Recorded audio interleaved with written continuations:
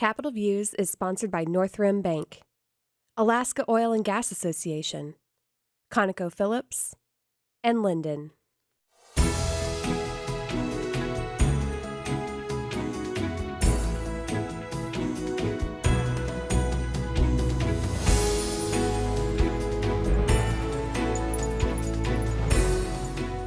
Hi, I'm Tim Bradner with Alaska Legislative Digest, and welcome to Capitol Views. And a special welcome today to Curtis Thayer, the Executive Director of the Alaska Energy Authority. Curtis, AEA is sort of everything energy for Alaska. I mean, you guys have got a lot on your plate from Bradley Lake, big generation of renewable energy, transmitting the power to Fairbanks, a lot of new projects, a lot of federal money coming in. Man, you guys are busy. But what's most current on your plate this year, this spring? Well, I think the biggest issue that we're dealing with right now is we were awarded what we call a GRIP application, grid resilience, by the federal government. It's actually a $206.5 million grant that requires a match of the same. So it's a $413 million project. Put it in context, there were 700 GRIP and concept paper applications put in. 58 were selected, and AEA received the fifth highest in the country award amount. And so what that does is takes a HVDC line, high voltage direct current line across Cook Inlet from Kenai over to Beluga, which connects us into the Anchorage grid, gives us that second circuit, that second circuit off the Kenai Peninsula. That's our largest project that we have going on. But with the federal infrastructure dollars, we have about another $300 or $400 million in projects that just happen to be in smaller increments. So for AEA, we've seen our budget grow from 17.5 million 4 years ago to well over 1,000% of where we were. Wow, that's pretty amazing. What does the submarine cable do? It creates a loop. It makes our system in South Central more reliable. Is that what it does? Yes, exactly. It gives us the redundancy that we need.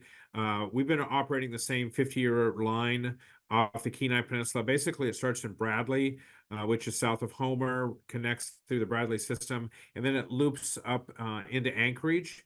And if you recall, 4 years ago, we had a fire.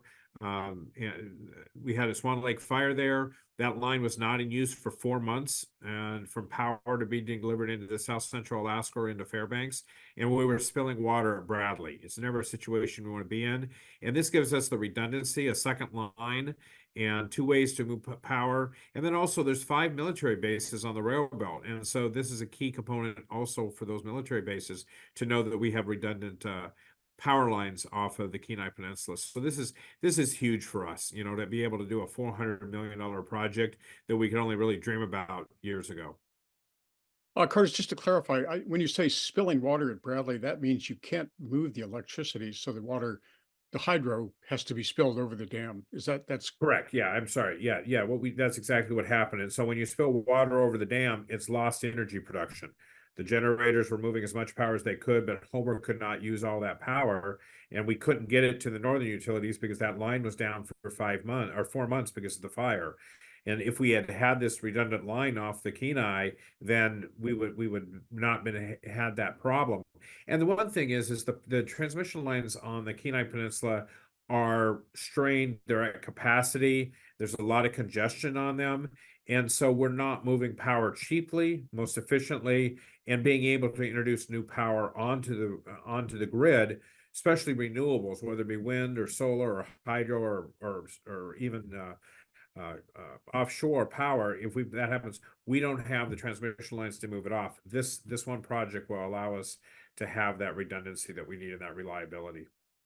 And Curtis, this project that you got on your plate now is phase one, but even phase one, would that give you additional capacity to move? I understand Bradley Lake is looking at an expansion. Would that give you the capacity to move more Bradley Lake hydro? Yes, thank you for that. What we are looking at is what we call a Dixon diversion, where we can divert water into Bradley and raise the dam level. We would increase Bradley by 50%. And what's more important is it would displace 1.5 billion cubic feet of natural gas. that the electrical companies could use that power as opposed to burning natural gas in their gas turbines. So that's a huge savings. That's 7.5% of the unmet needs in 2030 alone. And so any type of upgrades needs to have these upgrades to these transmission lines. The SSQ line, which is a line that AEA owns for 40 miles, it was built in 1969. And let's just say it's towards the end of life. It needs to be upgraded, but at the same time, we need to have that redundant line off the Kenai Peninsula. Well, it's a step at a time, particularly when people are talking about large renewable projects. Now, there's a phase two being discussed that needs to be done too, and that's from Healy north. I'm sorry, from the Matsu north to Healy, which is a line now owned by the Alaska Energy Authority. You have to make a new application to the federal government for that. Yes, we do. You start with a concept paper. We've done a concept paper. We've been accepted to do a full application. Our understanding is 50 applicants were invited to move to this next stage. And what it would do is it would connect to where we're coming across in Cook Inlet and move that power to Healy, where there are already there are two lines serving Fairbanks. And so that would really complete the loop that we need for the whole rail belt to have redundancy.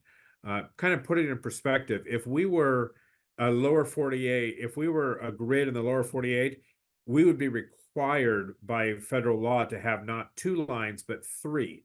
And since we're remote in Alaska and the federal government has not invested in our infrastructure for 50 years, we only have one line. And so really to have this is a huge opportunities to bring us up to standards, first world standards in compared to the lower 48. And when we get the whole thing done, I mean, there's talk of bringing substantial new wind projects, both in the interior and south central, in addition to Bradley Lake hydro expansion. So that would really put us in good shape. It also helps rural Alaska, as I understand. If we can stabilize or lower the cost in the rail belt, we lower the cost through the power cost equalization to rural Alaska. You are correct on that point. We establish the floor, the rail belt does and then if the floor lowers, it's more money for rural Alaska. If the cost of energy is higher, it's less. And so we aim to do that.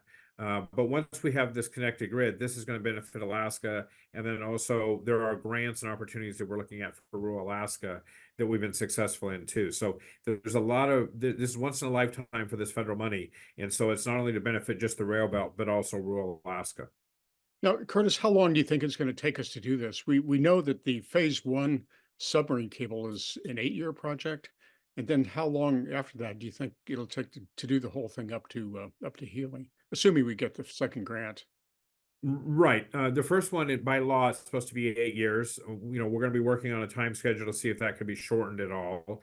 And then if we get funding, we will know this summer whether we got funding for the GRIP 2 and the GRIP 3 round 2. And if we are successful in that, then that project will probably be going on simultaneously if we can with the other GRIP. And so it might just trail it by a year or two. So we're looking at a lot of construction here in South Central Alaska for the next 8 to 10 years.